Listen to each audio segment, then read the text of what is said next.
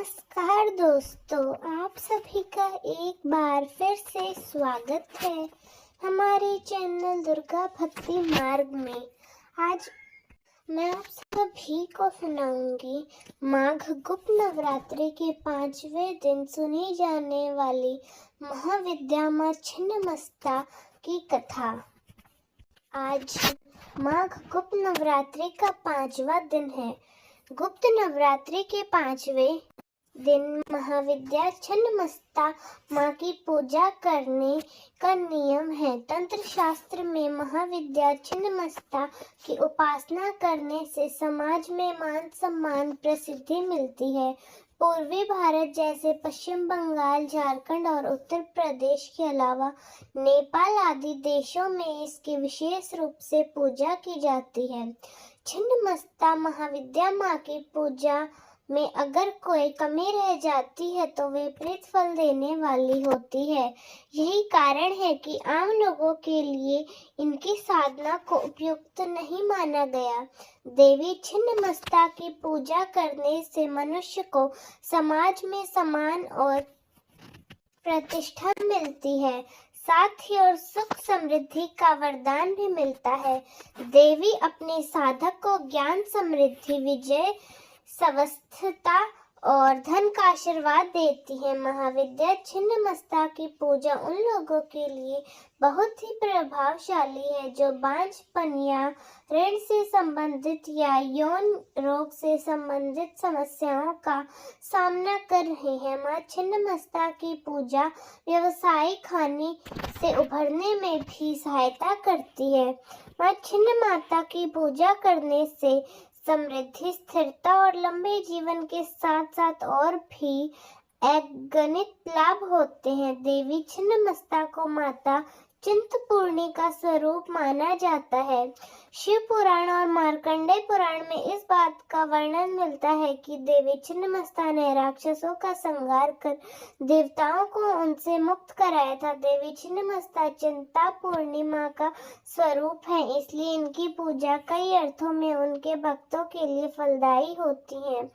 चिंता को हरकर देवी अपने भक्तों के सभी कष्टों को दूर करती है, साथ ही सभी प्रकार की सिद्धियां भी प्राप्त करती है। देवी का व्रत इसलिए करना और उनका विधि विधान से पूजन बहुत ही शुभ फलदायी रहता है। मां छिन्नमस्ता अपने गले में हड्डियों की माला धारण करती है। देवी छिन्नमस्ता की नाभि में योनि चक्र पाया जाता है। देवी की आराधना गुप्त नवरात्रि के अलावा दीपावली के दिन भी करना बहुत शुभ है। इनकी पूजा शुक्रवार के दिन भी की जाती है। मां के प्रादुर्भाव की कथा इस प्रकार है। एक बार देवी पार्वती हिमालय भ्रमण कर रही थी। उनके साथ उनकी 2 सहचरियां जया और विजया थी। हिमालय पर भ्रमण करते हुए वे हिमालय से दूर आ निकली। मार्ग में सुंदर मंदाकिनी नदी कल कल करती हुई बह रही थी, जिसका साफ स्वच्छ जल दिखने पर देवी पार्वती के मन में स्नान की इच्छा हुई। उन्होंने जया विजया को अपनी मंशा के बारे में अवगत कराया। वे उनको भी स्नान करने को कहा, किंतु वे दोनों भूखी थी। बोली, देवी हमें भूख लगी है, हम स्नान नहीं कर सकते। तो देवी ने कहा, ठीक है, मैं ही स्नान करती हूँ, तुम विश्राम कर लो। किंतु स्नान में देवी को अधिक समय लग गया। जया विजया ने पुनः देवी से कहा कि उनको कुछ खाने को चाहिए। देवी स्नान करती हुई बोली, कुछ देर में बाहर आके तुम्हें कुछ खाने को दूंगी। लेकिन थोड़ी ही देर में जया विजया ने फिर से खाने को कुछ मांगा।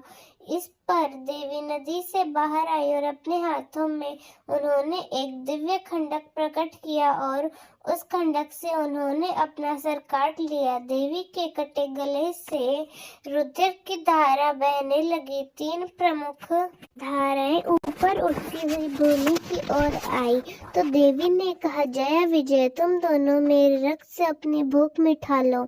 ऐसा कहते ही दोनों देवियां पार्वती जी का रुधिर पान करने लगी।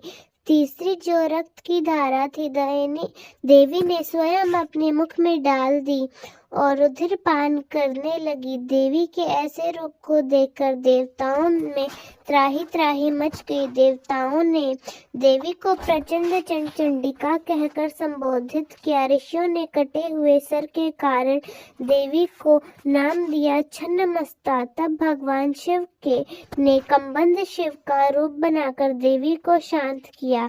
शिवजी के आग्रह पर पुनः देवी ने सौम्य रूप बनाया।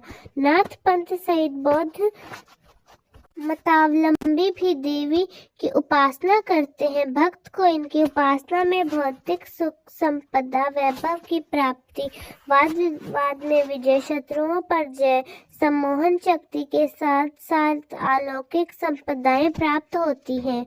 उनकी सिद्धि हो जाने पर कुछ पाना शेष नहीं रह जाता।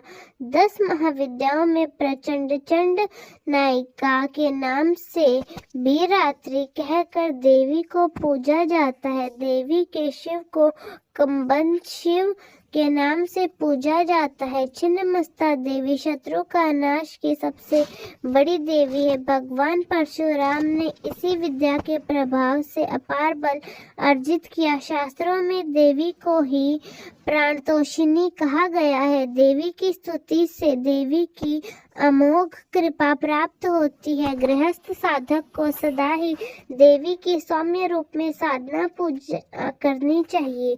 देवी योगमयी है। ध्यान समाधि द्वारा भी इनको प्रसन्न किया जा सकता है। देवी के भक्त को मृत्यु भय नहीं रहता, वो इच्छा अनुसार जन्म ले सकता है। देवी की मूर्ति पर रुद्राक्ष, नाग केसरी व रक्त चंदन चढ़ाने से सबसे बड़ी से बड़ी बाधा भी नष्ट होती है। महाविद्या छिन्नमस्ता के इन मंत्रों से आदि व्याधि सहित बड़े से बड़े दुखों का नाश संभव है। देवी माँ स्वतः सिंध महामंत्र ओम श्री ह्रीं क्लीं ऐं वज्र वैरोचिन्यै ह्रीं ह्रीं फट् स्वाहा। इस मंत्र से काम्य प्रयोग भी संपन्न किए जाते हैं। वह देवी को पुष्प अत्यंत प्रिय है, इसलिए केवल पुष्पों के होम से ही देवी कृपा कर देती है। अगर आप भी मनोकामना के लिए यज्ञ कर सकते हैं, जैसे मालती के फूलों से होम करने पर बाल सिद्धि होती है, वह चंपा के फूलों के होम करने पर सुखों में बढ़ोतरी होती है। बेलपत्र के फूलों से होम करने पर लक्ष्मी प्राप्त होती है। वह बेल के फलों से हवन करने पर अभिष्ट सिद्धि होती है। सफेद कनेर के फूलों से होम करने पर रोग मुक्ति मिलती है तथा अल्पायु दोष नष्ट हो जाते हैं। 100 साल आयु होती है। लाल कनेर के फूलों से होम करने से बहुत से लोगों का आकर्षण होता है। वह बंधुक पुष्पों से होम करने पर भाग्य वृद्धि होती है। कमल के पुष्पों का घी के साथ होम करने से बड़ी बाधा भी रुक जाती है। मल्लिका नाम के पुष्पों के होम से भीड़ को भी वश में किया जा सकता है। वह अशोक के पुष्पों से होम करने पर पुत्र प्राप्ति होती है। महुओं के पुष्प से होम करने पर सभी मनोकामनाएं पूर्ण होती हैं। वह देवी प्रसन्न होती है। नवरात्रि के 5वें दिन मां स्कंद माता की पूजा की जाती है। तो अब इसलिए हमें मां छिन्नमस्ता की कथा के साथ साथ मां स्कंद माता की कथा भी अवश्य सुननी चाहिए। ऐसा करने से हमें व्रत का और पूजा का पूरा फल मिलता है। मां छिन्नमस्ता के मंत्र का आपको 108 बार जाप करना चाहिए। इससे माता आपकी सभी मनोकामनाएं पूर्ण कर देती है। साथ ही आपको समाज में मान सम्मान मिलता है, धन में बढ़ोतरी होती है, आयु दीर्घायु हो जाती है, पुत्र प्राप्ति होती है आदि आपकी सभी मनोकामनाएं पूर्ण होती हैं। वे देवी की कृपा दृष्टि आप पर सदैव बनी रहती है। पूजा करते समय मन को एकाग्र करके माता का ध्यान करना चाहिए, जिससे माता आप पर प्रसन्न हो जाती हैं। तो दोस्तों, कैसी लगी आपको हमारी आज की कहानी? कमेंट्स में ज़रूर बताएं। धन्यवाद।